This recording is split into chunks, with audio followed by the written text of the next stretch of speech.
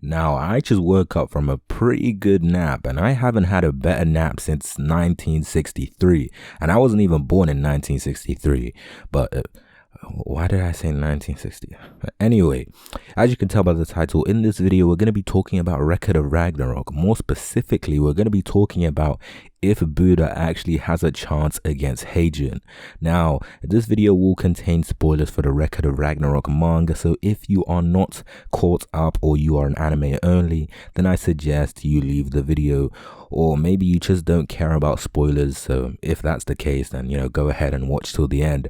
Of course, before we get into this video, make sure you leave a like on the video and subscribe to the channel, because I post a lot of Record of Ragnarok content, and I'm assuming if you clicked on this video, you like Record of Ragnarok, so yeah, you subscribe. But anyway, let's just get into the damn video.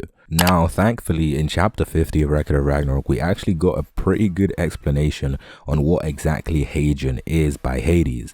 Now, according to Hades, Hajun is a legendary berserker of the netherworld, or the underworld. They're pretty much the same thing, essentially. The netherworld, underworld, they're pretty much the same thing. I just prefer to say underworld. But yeah, Hajun is a legendary berserker from the underworld, according to Hades, and from just visual observations, it looks like Hajun is pretty much just accumulation of just darkness, shadows, all that good stuff, I guess. And it's also revealed in chapter 50 that Hajun can actually use, kind of like, I guess, swords and kind of just weapons from just his skin. He can literally create weapons from his body.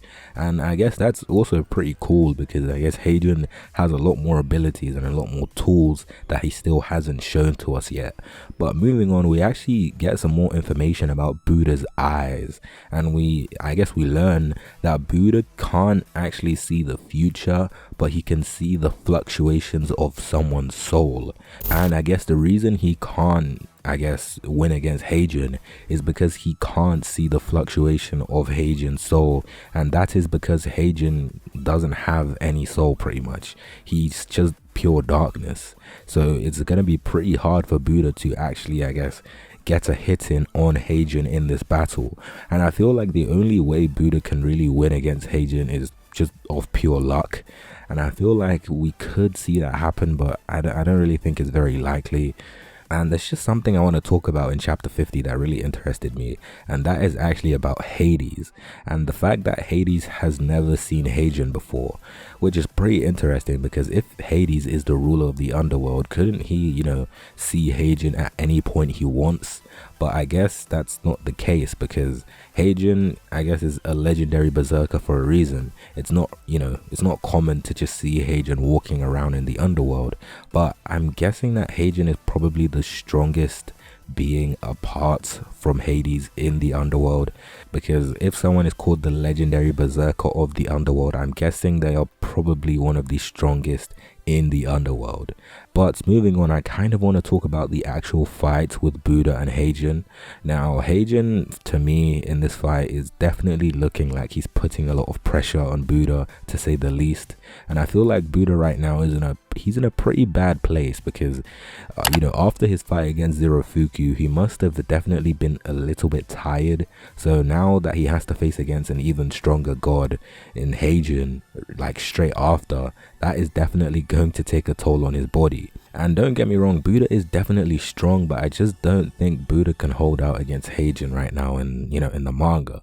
And I feel like in the next chapter we may see Buddha be pushed even more, or maybe even just straight up lose, who knows, because I'm not too sure if Buddha can really hold out against this guy for much longer, because Hajun right now looks like he has a lot more things that he hasn't shown to us yet.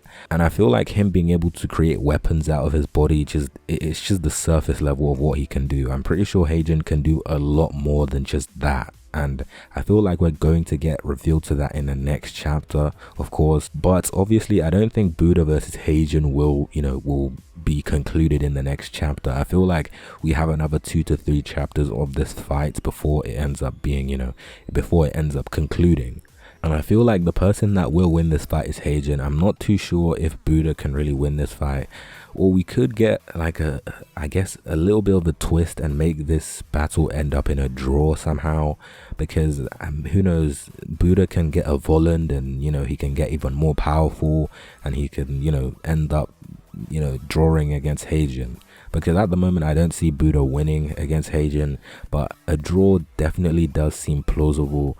But for now, Buddha isn't looking too good. But apart from that, that's pretty much it. My predictions for the next chapter is pretty much that if Buddha can somehow get a Voland and, you know, get more powerful, then maybe he can draw against Hajun. But for now, it doesn't look like he's going to win.